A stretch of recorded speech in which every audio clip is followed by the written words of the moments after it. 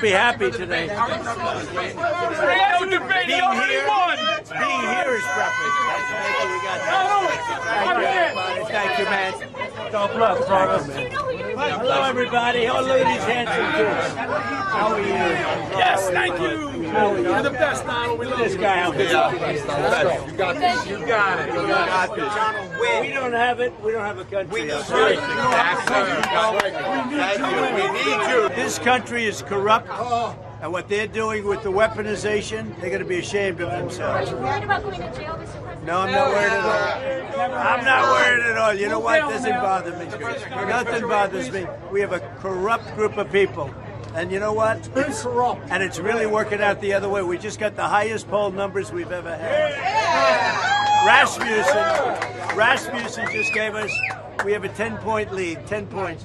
But you know what? They cheat so much that 10 points isn't enough. We have to get more. Because if we don't win, our country is finished. I'm telling you right now.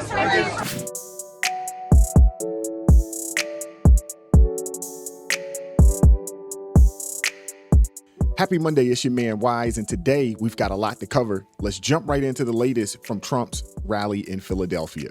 President Trump held a massive rally in Philadelphia over the weekend, drawing thousands of enthusiastic supporters, and Democrats are caught lying about the crowd size yet again. Donald Trump couldn't fill the venue that he was speaking at in Philly yesterday, but you know who could? President Joe Biden. So this is a picture from Donald Trump's rally yesterday, and as you can see, the entire top level is empty. There was just not enough interest to fill the stadium. And it was the same on the other side, just entirely empty on the top level. But as I mentioned, this wasn't a problem for President Joe Biden because he held a rally in this exact same venue, and he had the entire floor filled, the first level filled, and the top level filled. It was a packed house when President Biden spoke there. And before the MAGA Republicans try to claim that there was some restriction on the top level, here's a picture of Temple University's graduation in 2024. And as you can see, the entire place is filled at that exact same venue. And we just saw the picture of President Biden's speech there. So yeah, Donald Trump just couldn't fill the venue. They just didn't have enough interest to be able to fill all of these seats. Well, surprise, surprise, a lot of people, especially the amazing people in Philly,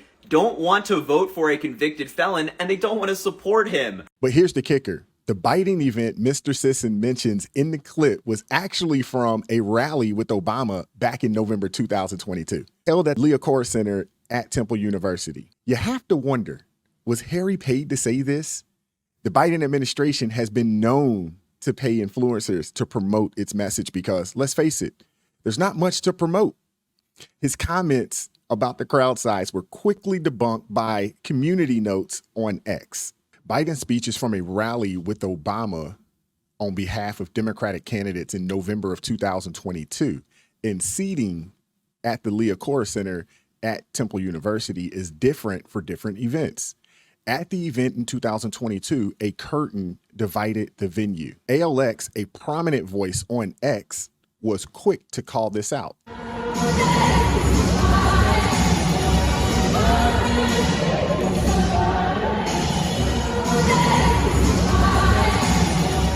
This is just another example of the Democrat tactics to downplay Trump's influence by misrepresenting his support. They did the same when Trump drew about 25,000 people in the Bronx, with many unable to get inside the rally grounds due to capacity limits. The rally in Philly had a 10,000 person capacity and was packed with enthusiastic supporters, but you don't have to take my word for it. And you see the excitement here, and now we have a nice shade coming over the building. And oh, we got wow, we got. Oh my God! Oh, that's fantastic. Definitely New Yorkers for Trump. Wait, are you New Yorkers? Me too. City. Okay, wait. Did you do the travel today? This is incredible. Yeah, here we go. Okay, wait. I want. Wait, come here for a second. You are a doll. I can tell you have such a beautiful spirit about you. I love it. What's your name? Aura. Aura? Yes. That's perfect. It was meant to be. So, okay. So everyone that's watching right now is seeing so much enthusiasm from all of you. Tell me a little bit about your group and your crew. We travel from New York to support President Trump, the people's president, the only one who can save the United States of America from destruction from within by the radical left and the Democrats that want to destroy this country without realizing that if we lose this country, they have no place to go.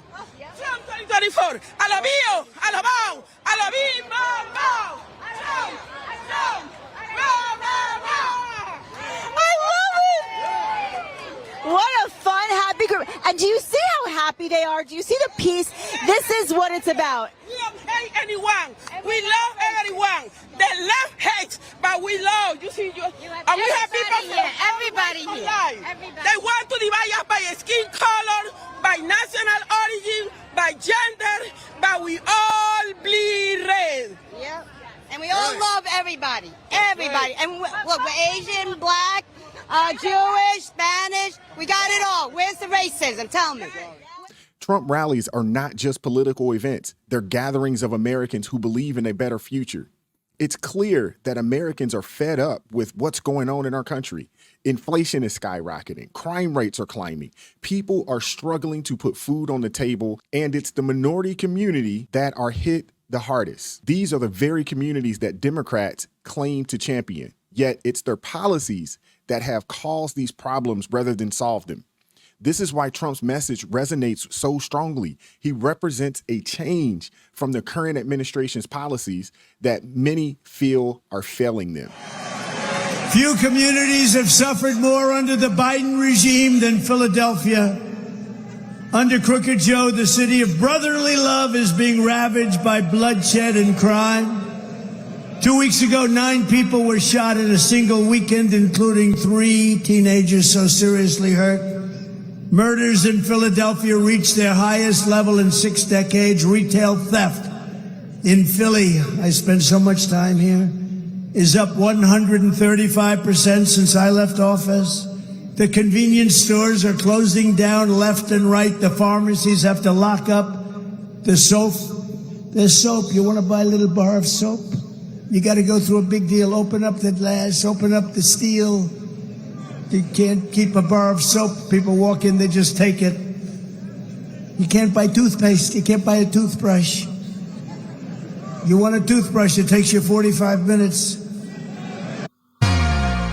This year, the African Leadership University embarked on the second cohort of the Silicon Valley Global Leadership Program. This program offers a remarkable opportunity for... Meanwhile, the schools are ranked 4th from the bottom in the entire nation, and Crooked Joe has no plan to improve them, none whatsoever. By the way, we're moving the Department of Education back to the states, and we're going to do it quickly.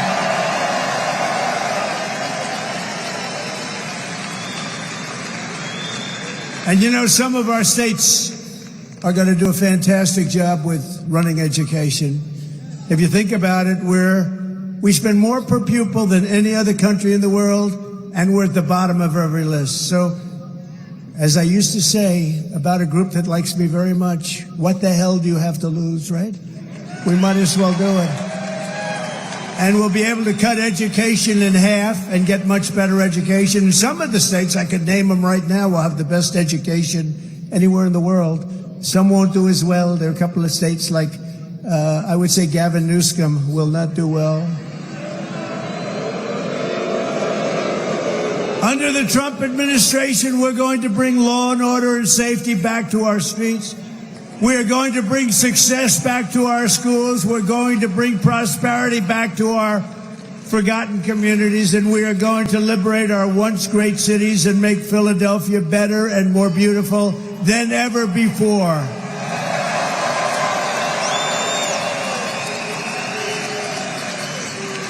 But saving this once incredible place begins with stopping the killing and the crime that's setting records every single week. Unbelievably, Crooked Joe Biden is going around trying to claim that crime is down. He says crime is down. Crime is so much up. First of all, we have a new form of crime. It's called the Biden migrant crime, right? Biden migrant. And all these millions of people that have come in here, they're just getting warmed up because, you know, they wanted to feel it out. They didn't know what the words politically correct mean, because in their country, if they did what they do over here, they'd be shot and killed instantly. They can't believe what's happening over here. So it's only going to get worse. It's going to get worse and worse right up to the election. And after the election and January 20th, it's going to get real good. It's going to get real good. The Biden administration has repeatedly failed to address the core issues affecting everyday Americans. What we are seeing are the effects of poor leadership and failed policies firsthand. Inflation is making it harder for families to afford basic necessities. Crime is making our streets unsafe, and our education system is deteriorating. Trump's message resonates because it addresses these core issues head on. His commitment to restoring law and order, improving education, and securing our borders is a stark contrast to the current administration's approach. The enthusiasm at his rallies is not just about supporting a candidate. It's about a collective hope for a better future. Americans are tired. You hear me now. Americans are tired of the status quo and are looking for real solutions to the problems we face every day. President Trump has delivered for the American people, and he will deliver again. But my administration will aggressively defend the right of every American to live in safety and in peace. We're going to have a safe country again. We're going to have a safe country again. For that same reason, we will end Biden migrant crime. New category, it's a vicious crime. I told Dana White of UFC, I said, here's what we're going to do. You know, these are tough cookies coming into our country, coming with prisons and mental institutions. I said to Dana White, UFC, he's got a big fight going on right now. He's a good friend of mine. You know what he said the other day? They said, who's the toughest person you've ever met? He said, definitely Donald Trump. He said, Donald Trump. How about that? But I said, Dana, I have an idea for you to make a lot of money. You're going to go and start a new migrant fight league. Migrants, only migrants. And then at the end of the year, the champion migrant is going to fight your champion. And I hate to tell you, Dana, I think the migrant might win. That's how tough they are. This is not a normal situation. This is not, oh, isn't it wonderful, these wonderful people. These people are drug dealers, gang members, killers in so many different ways. No. And we probably have 18 million. We'll have 20 million by the time we get this guy out of there. But we got to get him out fast. We got even bigger problems. We got to get him out fast. The biggest problem is what he's saying to Russia, China, to Kim Jong-un, North Korea. What he's saying to these countries, they're laughing at us. They can't believe this has happened to America. On day one, I will seal the border, stop the invasion, and send Joe Biden's illegal aliens the hell back home. President Trump never fails to tell it like it is. I will say that the Migrant League of Fighters, an idea, is a very interesting one, to say the least. Though I'm not sure Dana White is ready to book that one just yet, but on a serious note, his words highlight a critical issue plaguing our nation. Just recently, 8 individuals suspected with ties to ISIS were arrested in Philadelphia, Los Angeles, and New York City. This isn't an isolated incident. The border crisis has introduced new forms of crime and increased the risk to American citizens. While America was always welcome to legal immigrants, you hear it, key word, legal immigrants who contribute to our society. Letting illegal immigrants flood in unchecked is a slap in the face to law-abiding citizens and those who follow the legal process. And it's also a slap in the face to our forgotten communities where migrants are being placed and given blank checks using our taxpayer money. But Joe Biden's open border has also been a disaster for our great African American and Hispanic American population. So what's happening when millions of people flow over? The people that are most hurt are, number one, the African Americans in this country. Number two, the Hispanic. Have they taken your job yet, sirs? They better not. I don't think they're going to get your job. I'll fight for you. They're not getting your job.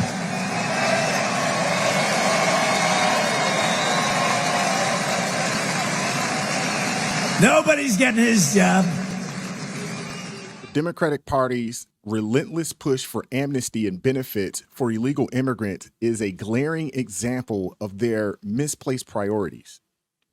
Instead of prioritizing the well-being and concerns of American citizens, particularly those from marginalized communities whom they claim to champion, they have chosen to institute policies that reward individuals who have knowingly violated our immigration laws. Democratic elites know they're in danger come November. Why else would they advocate for mass amnesty and allowing non-citizens to vote in local elections in cities like New York and Boston? The responsibilities for the ongoing crisis at the border and its detrimental impact on our communities fall squarely on the shoulders of President Biden. His actions have sold us out, neglecting our interests in favor of political expediency. We have to acknowledge the real and tangible harm this has caused. We need strong leadership to tackle these issues head on. Trump's commitment to sealing the border and deporting illegal immigrants is a crucial step toward restoring order and safety. It's about time we put American citizens first and stop this reckless disregard of our laws. The border crisis, which has seen record number of illegal border crossings under the Biden administration, demands decisive action. Trump's vow to take strong executive action, including a massive deportation effort and increased immunity for federal law enforcement, is exactly what this country needs to regain control and ensure the safety of its citizens. Now, in other news, Trump made more headlines with an unexpected campaign stop at Tony and Nick's Steakhouse in South Philadelphia before his rally at Temple University.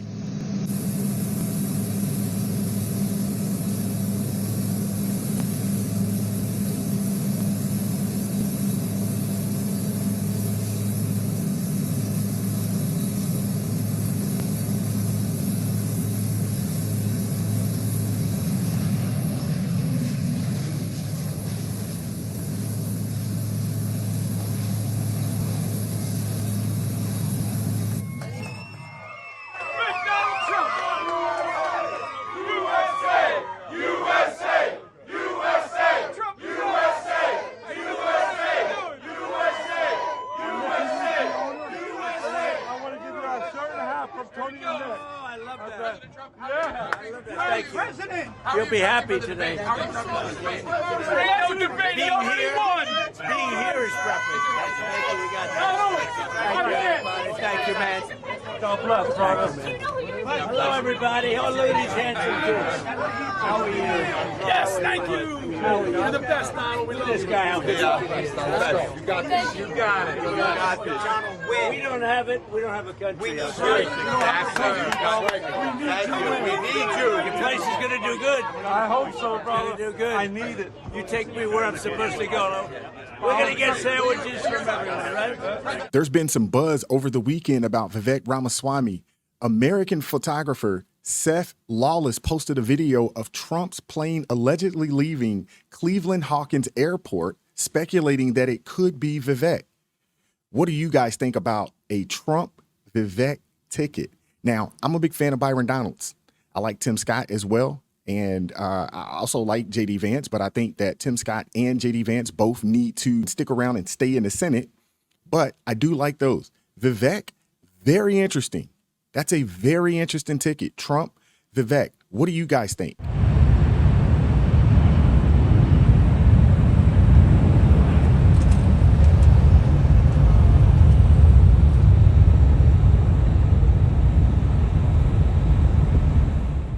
We can speculate all we want, but we know Trump will keep everyone guessing until at least closer to the Republican National Convention in Milwaukee next month.